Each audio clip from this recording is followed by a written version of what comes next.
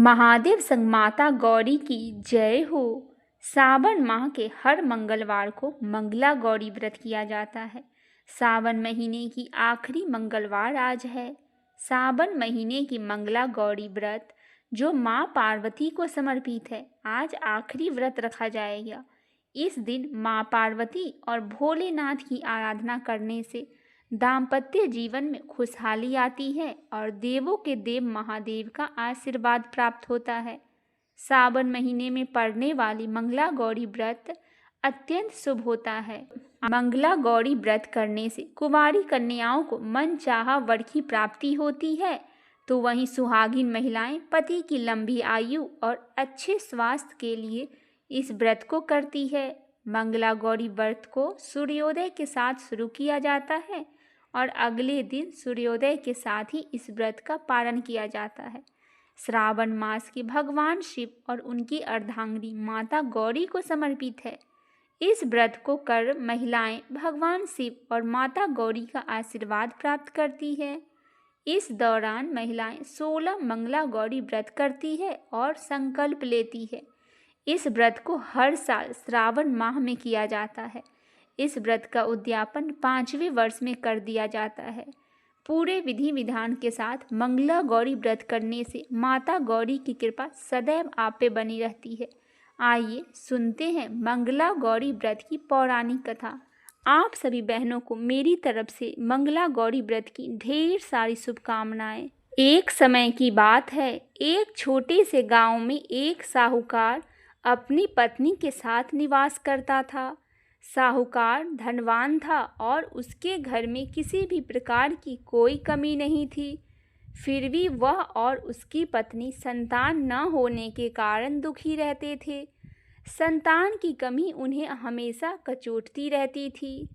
एक दिन की बात है, उस साहूकार के घर में साधु आए। साहूकार ने उनका आदर सत्कार किया और उन्हें अपनी समस्याओं के बारे में बताया।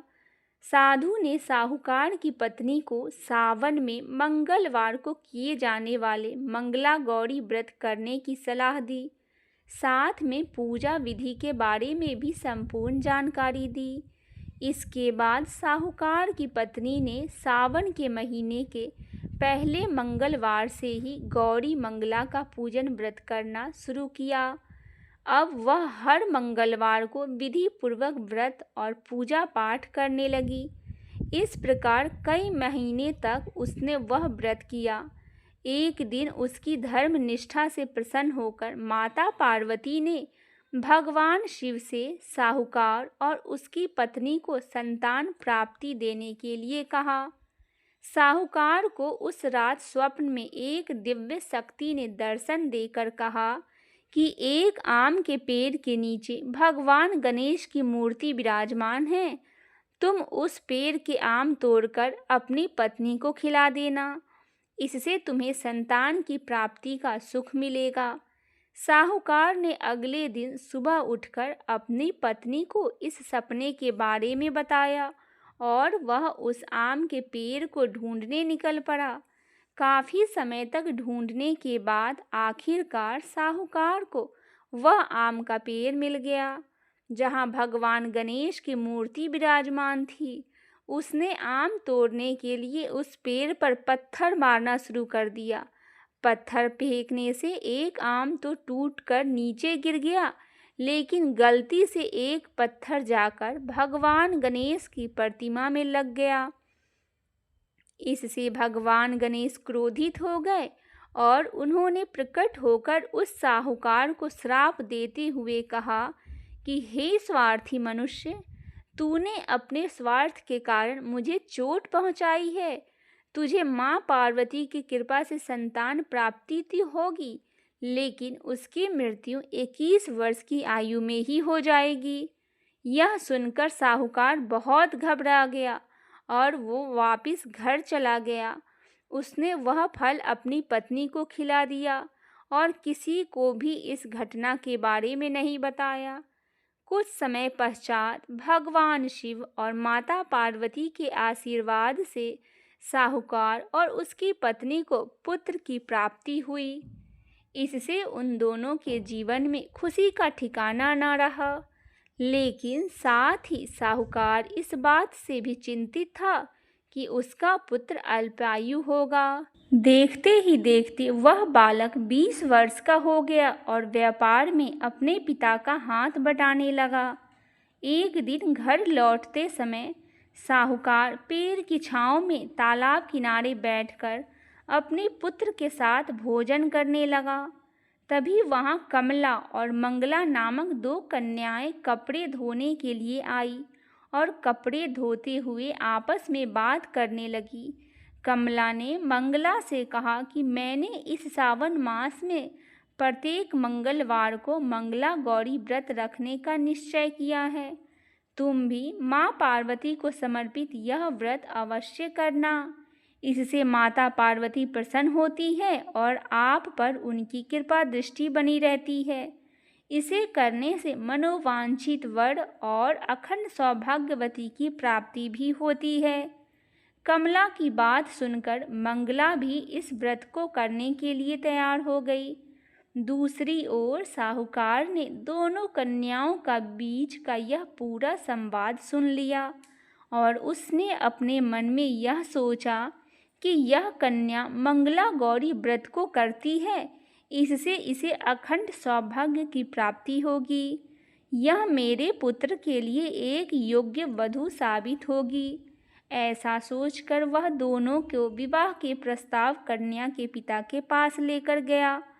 साहूकार के गांव में प्रतिष्ठा और मान होने के कारण कमला के पिता अपनी पुत्री का विवाह साहूकार के लड़के से करवा देते हैं। विवाह के पश्चात भी कमला विधि पूर्वक मंगला गौरी का व्रत रखना जारी रखती है। उसके इस भक्ति भाव से प्रसन्न होकर माता पार्वती एक दिन उसे स्वप्न में दर्शन देती है और कहती है कि मैं तुम्हारी भक्ति से अत्यंत प्रसन्न हूँ, इसीलिए तुम्हें अखंड सौभाग्यवती का वरदान देती हूँ। लेकिन तुम्हारा पति अल्पायु है, इसीलिए अगले महीने में मंगलवार के दिन एक सर्प तुम्हारे पति को प्राण लेने आएगा। तुम उसके लिए एक प्याले में मीठा दूध रख देना, उसके पास एक खाली मटका भी रख देना। सर्प दूध पीकर उस मटके में चला जाएगा और फिर तुम उस मटके के ऊपर से कपड़ा द्वारा ढक देना। अगले मंगलवार को कमला ने माता पार्वती की बात मानकर एक प्याले में मीठा दूध रखकर और पास में एक मटकी भी रख दी। सर्प ने आकर दूध पिया और मटकी में जाकर बैठ गया। कमला ने उस मटकी पर कपड़ा बांधकर उसे जंगल में रख दिया। माता पार्वती की कृपा से कमला के पति का प्राण बच गया। इस प्रकार मंगला गौरी व्रत के पुण्य फल से साहूकार का पुत्र श्राप से मुक्त हो गया। जब कमला ने घर में सबको इस चमत्कार के बारे में बताया तो सभी आश्चर्यचकित रह गए। इसके बाद साहूकार और उसकी पत्नी ने अपने पुत्र और पुत्रवधू को आशीर्वाद दिया और पूरा परिवार सुखपूर्वक जीवन व्यतीत करने लगा। इस कारण से सभी नव विवाहित महिलाएं इस पूजा को करती है तथा गौरी व्रत का पालन करती है और अपने लिए एक लंबी, सुखी तथा अस्थायी वैवाहिक जीवन की कामना करती है।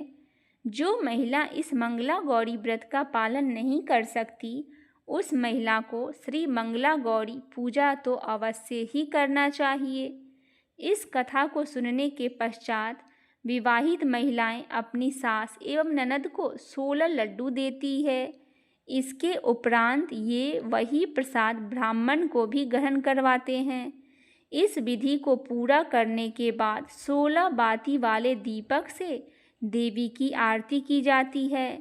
व्रत के दूसरे दिन बुधवार को देवी मंगला गौरी की प्रतिमा को नदी अथवा पोखर में विसर्जित किया जाता है।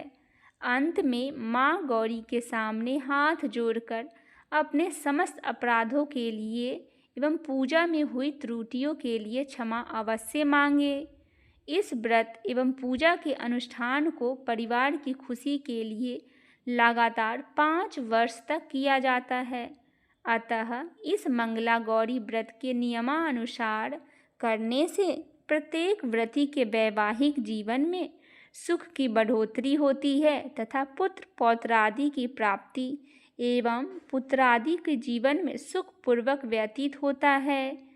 ऐसी इस मंगला गौरी व्रत की महिमा वर्णित की जाती है। हे गौरी माता, जिस प्रकार आपने कमला को अखंड सौभाग्यवती रहने का वरदान दिया, उसी प्रकार आप अपने सभी भक्तजनों पर इसी प्रकार दया दृष्टि सदैव बनाए रखिए।